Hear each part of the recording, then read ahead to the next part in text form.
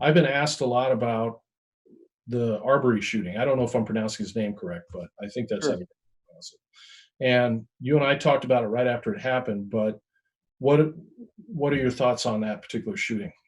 Yeah. First, I think it's a tragedy that was completely avoidable. Mhm. That's the first thing I think. I think if even as an active duty police officer, when if I would see stuff happening when I was out and about, I would not intervene unless it was like physical harm being done to somebody, You're not which I talking think, about somebody being hurt, but you're talking about like a property crime or something. yeah, property crime, even two people arguing, or whatever. Like, I'm not getting involved in that. It might just play itself out. That might be their relationship. Mhm. Um, there's 100 different ways that can go. None of it's going to go good if I interject myself as an outside party with no authority. I Mhm. don't have any color of law off duty. I mean, technically, yeah, but it's not going to be recognizable. Mhm. I can't, like, we're not going to go into court and they're going to say, how did you identify yourself as a police officer? Or how did they know that you were a police officer? So I just don't want to get into that situation. So, it's best just to, if you feel like it's getting to that point, call the police, call 911 and get somebody out there to handle it that's got all the tools necessary to handle it.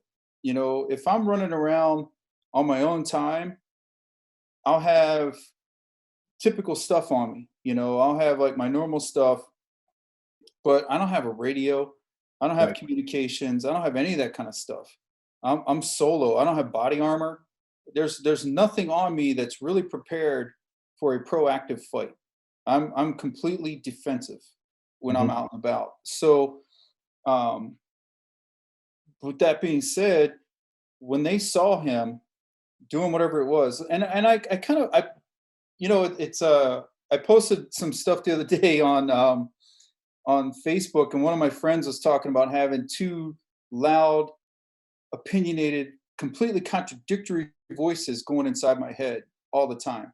And so I jokingly back, I feel like my head, sometimes the inside of my head is like British Parliament, where they're just yelling back and forth and the right general, it's so from the other side of it, I've been on runs before. I've been out, 'cause I like to trail run, and I've been on runs before, and I'll see like new construction, and I'll go up and look at it, Mhm. like, or I'll see a house being rehabbed if I'm running through town or whatever, and there's no doors or windows or anything. I'll go up and look at it because I think it's cool. I walk through those properties sometimes just to check them out. Yeah, I think it's cool.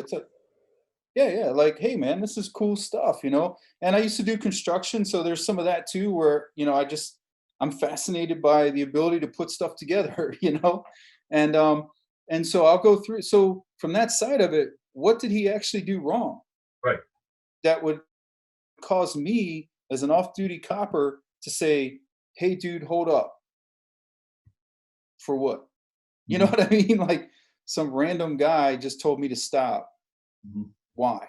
I don't Mhm. see any markings on him. I don't see any identification. It's not a squad car, you Mhm. know, and I'm getting out of here, Mhm. And then if they start pursuing me, man, what am I going to do now? You Mhm. know, um, from that side of it, and you know, I don't know if he called. If the gentleman who was killed, I don't know if he called anybody. I don't know if he got on his cell phone and said, "Hey, I don't even know if he had a phone.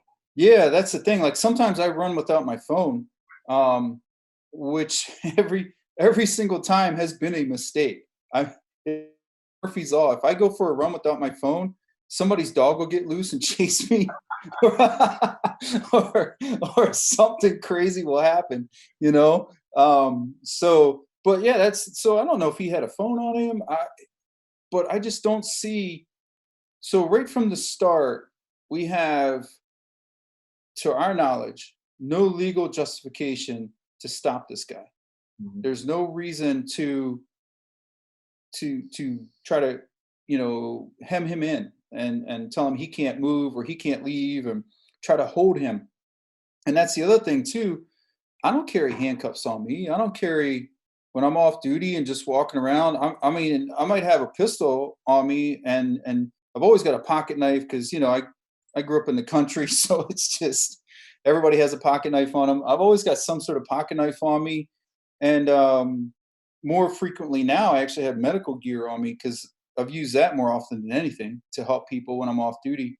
But um, what am I? How am I going to restrain this guy? What were they? How are they going to restrain him?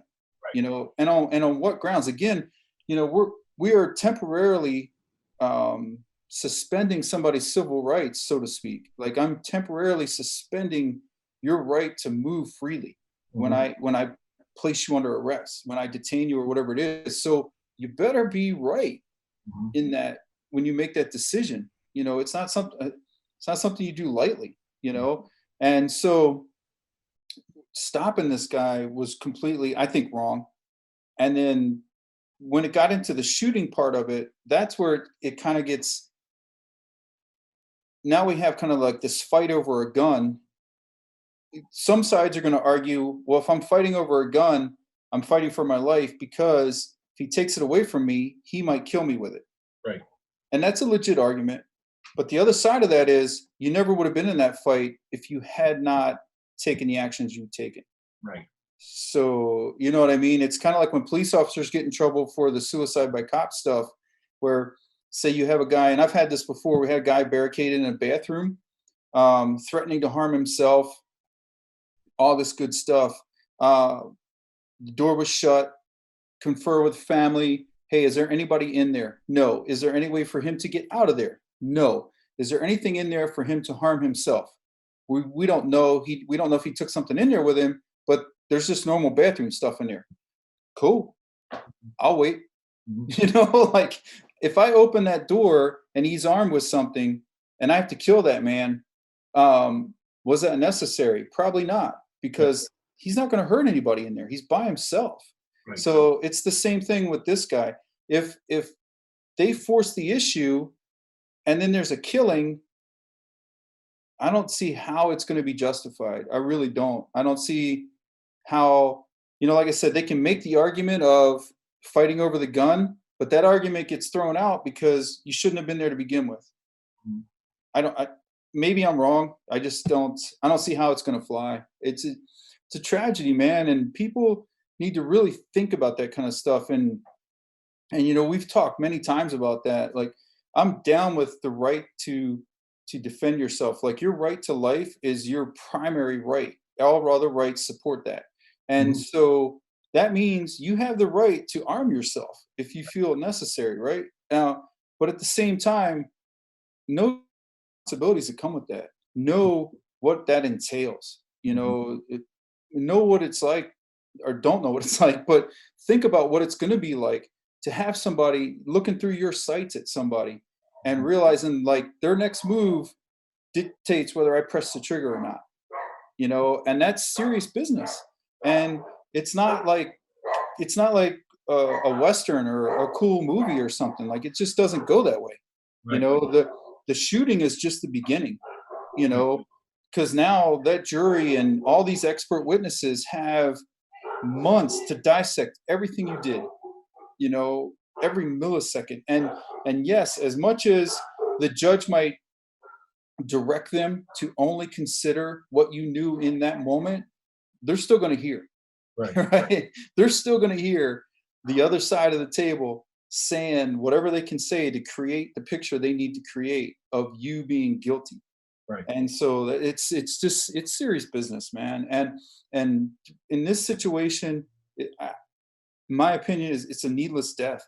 It really is. I don't know anything about this young man. I don't other than his age, and that he was, the circumstances leading to the shooting. But it really seems like it was avoidable. Mhm.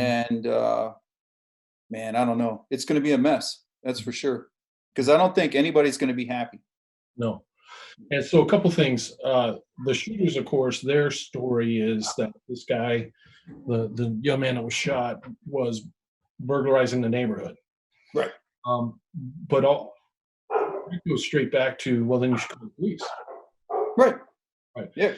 Um, But what happens is then you'll have some people in the media that are then going to go and they're going to start to look and see, does he have a record? Right. Uh, is there video footage of him breaking into a property or committing property crimes in the neighborhood, that kind of thing? Sure. And that even that search makes a lot of people angry because they're upset at the tragedy. And what do you feel about that? Do you think that that's even relevant? That they should even be looking into that? I I don't think it's relevant because all that's going to matter is what those two guys knew. Mhm. At the So they're going to look at what those two guys knew. The guys that engaged with him, they're going to look at what they knew. right, And so that's what's going to, of course, the media is going to dig it up, and attorneys are going to dig it up too. But it's not going to be really relevant. The main thing that's going to matter is what did you know at that time, right. and your decisions are based on what you knew at that time, not what you found out later. Um, and that seems to be some of the discussion too. Is was he a suspect? Was he, you know what I mean? Like, that there's so many what ifs out there, and again, it's just unfortunate. To me, it just seems like it just was completely avoidable.